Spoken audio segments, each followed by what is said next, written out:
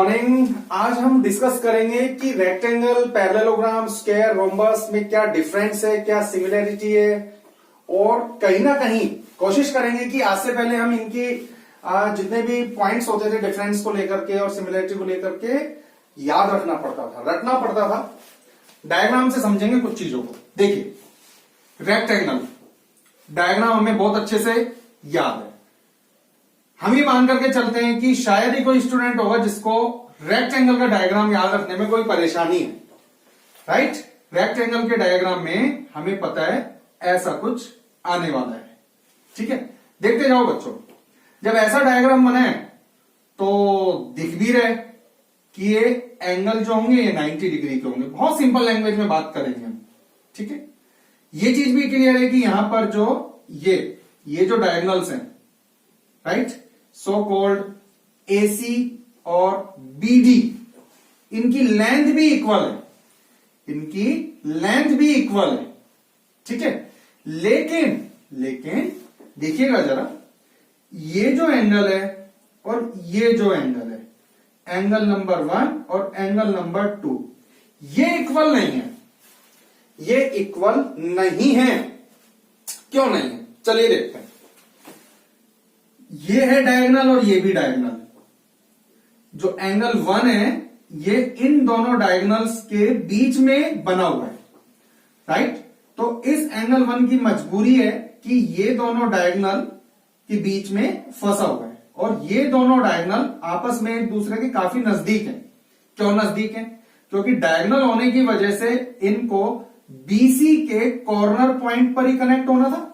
Right? और क्योंकि BC छोटी लेंथ है, कंपेयर करें तो AB के साथ में, राइट, कंपेरेटिवली छोटी लेंथ है AB से। BC और AB में BC छोटी लेंथ है, राइट। और CD, देखिए CD कितनी बड़ी लेंथ है, क्योंकि जो एंगल 2 है वो OC और OD यानी डायगोनल्स, इन दोनों डायगोनल्स के बीच में जो ये एंगल बना हुआ है एंगल 2, इस एंगल को देखिए। ये एंगल बड़ा क्यों है? क्योंकि ये डायगोनल होने की वजह से इस कॉर्नर से और डायगोनल होने की वजह से इस कॉर्नर से इसको जुड़ना मैंडेटरी है, कंपलसरी है, और ये लेंथ ज्यादा है इसके कंपैरिजन में। इसलिए ये लेंथ ज्यादा होने की वजह से ये बड़ा एंगल हुआ, छोटे होने की वजह से लेंथ का ये छोटा एंगल हुआ।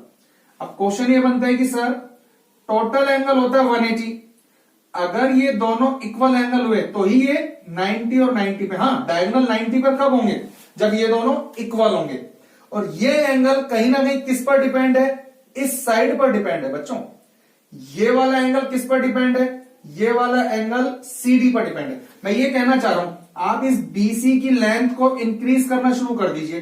राइट? इसको इंक्रीज करना शुरू कर दीजिए और तब तक कर दीजिए जब तक कि BC AB के इक्वल ना आ जाए। ठीक है, BC AB के इक्वल ना आ जाए।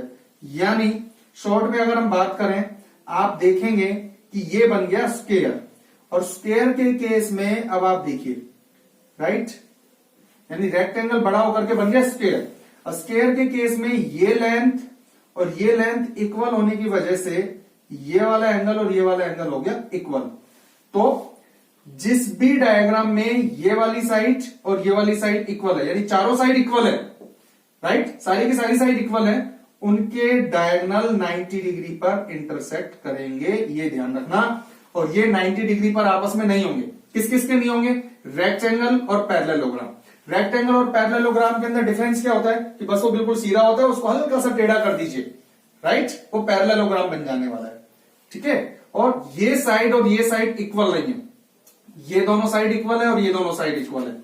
तो ये दोनों साइड इक्वल नहीं है, इसी वजह से ये एंगल भी इक्वल नहीं होंगे। और इक्वल नहीं है तो एक एक्यूट है, एक ऑब्ट्यूज है, 90 डिग्री कोई भी नहीं होगा। ये साइड इक्वल कर दो, हम एंगल इक्वल कर देंगे। तो हमने यहां पे ये साइड इक्वल कर दी तो ये एंगल भी इक्वल है, 90 पर है। और ऐसी रोम्बस में ये साइड इक्वल कर दी तो ये 90 डिग्री पर है। तो डायगोनल 90 डिग्री पर किस किस में इंटरसेक्ट करेंगे? जिनकी साइड इक्वल होती है। और साइड इक्वल किस में होती है? स्क्वायर और रोम्बस में। इस बात का ध्यान रखिएगा, इसमें डायगोनल 90 डिग्री पर आपस में इंटरसेक्ट नहीं करेंगे। ठीक है भाई। एक चीज और देखिए, एसी की लेंथ और बीडी यानी दोनों डायगोनल इक्वल लेंथ के, साफ दिख रहा है आपको यहां पे बी और डी आपस में ज्यादा नजदीक है कंपैरेटिवली ए और सी के, तो एसी बड़ा है डायगोनल इस एसी की लेंथ और डीबी की लेंथ में, राइट, एसी की लेंथ ज्यादा है, ठीक है ना, यानी कि जो बिल्कुल फिगर सीधा है यानी इसका और इसका, उनके डायगोनल की लेंथ सेम है, इन दोनों में इक्वल नहीं है, ठीक है, इस चीज का भी आपको ध्यान रखना है। अच्छा एक चीज और देखिए, ये है इंटरसेक्टिंग पॉइंट डायगोनल्स का, तो जैसा कि मैं आपको कह रहा था कि ये दोनों लेंथ सेम है, देखते जाना, तो ये इंटरसेक्ट करते हैं, राइट, बाइसेक्ट करते हैं इनफैक्ट, ठीक है, यानी ए से लेके ओ की डिस्टेंस और ओ से लेके सी की डिस्टेंस सेम होगी, राइट, ए से लेके ओ की डिस्टेंस और ओ से लेके सी की डिस्टेंस सेम होगी, ठीक है, ये वाला पॉइंट दोनों डायगोनल्स को बाइसेक्ट करता है, और ये सारे केस में ही है, ये चीज तो सब में सेम है, ठीक है, जैसे देखो ये मैंने माना कि ये लेंथ छोटी है, जैसे मान लीजिए, मानने में कोई बुराई नहीं है, मान लीजिए ये 4 है ना, तो ये भी 4 है, लेकिन ये 7 है ना, तो ये भी 7 है, मैं ये समझाने की कोशिश कर रहा हूं, तो एसी को तो बाइसेक्ट कर ही दिया ना इस पॉइंट ने, डीबी को तो बाइसेक्ट कर ही दिया ना इस पॉइंट ने, इसी तरीके से यहां पर AO is equal to OC और DO is equal to OB, AO is equal to OC, DO is equal to OB। चलिए कुछ पॉइंट्स लिखते हैं, देखते जाइएगा क्या क्या इनमें सिमिलैरिटी है, क्या क्या इनमें डिफरेंस है। देखो पहला पॉइंट, इसमें angle A is equal to angle B is equal to angle C और is equal to angle D 90 degree, ठीक है, क्लियर, ये पॉइंट अच्छे से क्लियर है। दूसरा पॉइंट देखते जाइए कि जो डायगोनल है AC वो परपेंडिकुलर DB के नहीं है, ठीक है। तीसरा point, OA is equal to OC और DO is equal to OB, ये मैंने आपको बताया ही है, ठीक है। और एक और पॉइंट देखिए, पॉइंट नंबर 4 कि इसमें ये हो गया डायगोनल्स इंटरसेक्ट परपेंडिकुलर, ये चीज, हाँ ठीक है भाई, फिलहाल अभी हमें इतना सा रोकना है। अब इधर आइए, point number 1, angle A 90 degree नहीं है, एंगल B 90 डिग्री नहीं है, एंगल C नहीं है 90 डिग्री, एंगल D नहीं है 90 डिग्री। पॉइंट नंबर 2, AC नहीं है परपेंडिकुलर DB पर, नहीं है। Point number 3, AO is equal to OC, ठीक है, and DO is equal to OB, ठीक है। बाकी ये चीज अपने को पता है कि ये 90 90 90 ये मैंने लिखी दी है, ठीक है।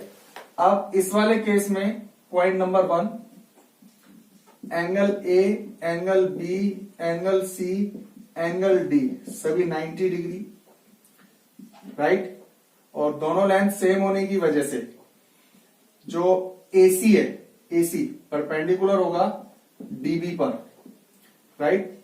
तीसरा पॉइंट है ना, बाकी ये चीज मैं नहीं लिख रहा हूं कि AB की लेंथ इसके इक्वल है और ये लेंथ इसके इक्वल है, वो साफ दिख रहा है, या लिख देते हैं AB is equal to DC and BC is equal to AD, ठीक है, और यहां पर भी AB is equal to DC and BC is equal to AD। इस वाले केस में AO इज इक्वल टू, क्योंकि पूरा सेम है, ये चीज और कर सकते हो, यहां पे तो देखिए सारे इक्वल हो जाएंगे, AO, OC, OB, OD ये सारे इक्वल है ना, इसमें सारे इक्वल नहीं होंगे, इसमें AO is equal to OC is equal to OD और is equal to OB। Point 4, AB is equal to BC is equal to CD is equal to DA, right.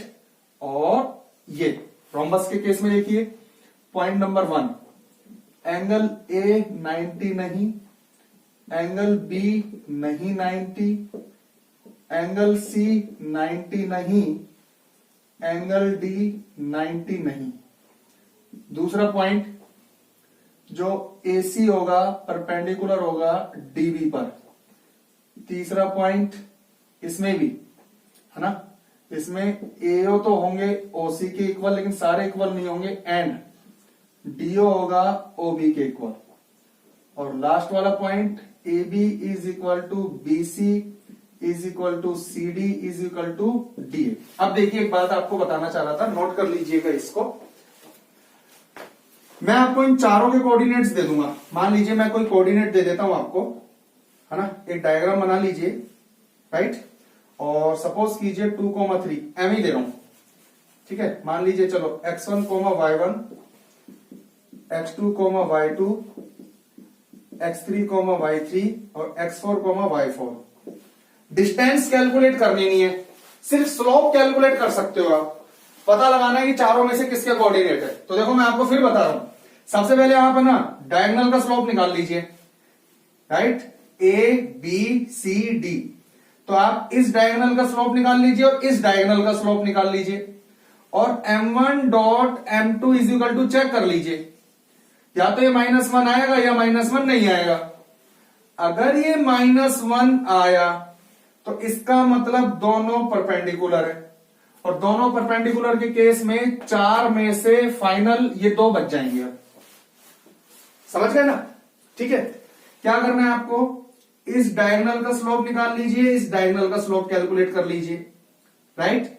दोनों डायगोनल के स्लोप कैलकुलेट कर लीजिए आप, इस वाले diagonal का slope calculate कर लीजिए, इस वाले डायगोनल का स्लोप कैलकुलेट कर लीजिए। भाई या तो ये परपेंडिकुलर होंगे या नहीं होंगे। तो अगर M1 dot M2 is equal to -1 आया या नहीं आएगा, अगर -1 आ गया, M1 dot M2 is equal to -1, अगर -1 आ गया तो उस केस में, -1 आने के केस में ये दोनों तो हो ही नहीं सकते ऑप्शन में, अब ये दोनों ऑप्शन में रह गए।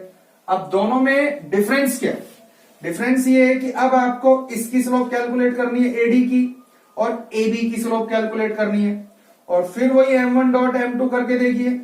अब या तो ये -1 आएगा या -1 नहीं आएगा। अगर ये भी -1 आया है तो इसका मतलब ये भी परपेंडिकुलर है, तो चली गई स्क्वायर के केस में गाड़ी, और अगर -1 नहीं आ रहा तो चला गया वो रोम्बस के केस में। तो स्लोप से भी हम कैलकुलेट कर सकते हैं। मैं आपको ये बताने की कोशिश कर रहा हूं, और इस बात को ध्यान रखिएगा कि एंगल 90 कब होंगे, एंगल 90 तब होंगे जब ये दोनों इक्वल होंगे। दोनों इक्वल किस में होते हैं, स्क्वायर और रोम्बस में। 90 कब नहीं होंगे, बच्चों को याद रखने में बड़ी दिक्कत होती है यहाँ पे।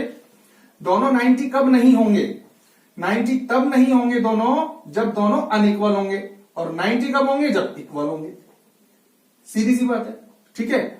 साफ दिख रहा है यहां पर कि भाई ये लेंथ बड़ी है, ये लेंथ छोटी है, लेकिन ये बाइसेक्ट करता है। ये ध्यान रखना कि जितनी लेंथ ये है उसका हाफ हाफ कर देगा, और जितनी लेंथ ये है उसका हाफ हाफ कर देगा, ठीक है बच्चों। तो अच्छे से इस कॉन्सेप्ट को समझिएगा, कंपटीशन में भी काफी यूज होता है, right. Almost chapter 10 straight line हमारा फिनिश होता है। बाकी आपके कोई भी डाउट्स हैं, ठीक है, कोई भी डाउट्स आप व्हाट्सएप कीजिएगा। व्हाट्सएप नंबर आपको यहाँ स्क्रीन पे शो हो रहा है। तो मिलते हैं किसी नए चैप्टर में, तब तक के लिए ऑल द बेस्ट।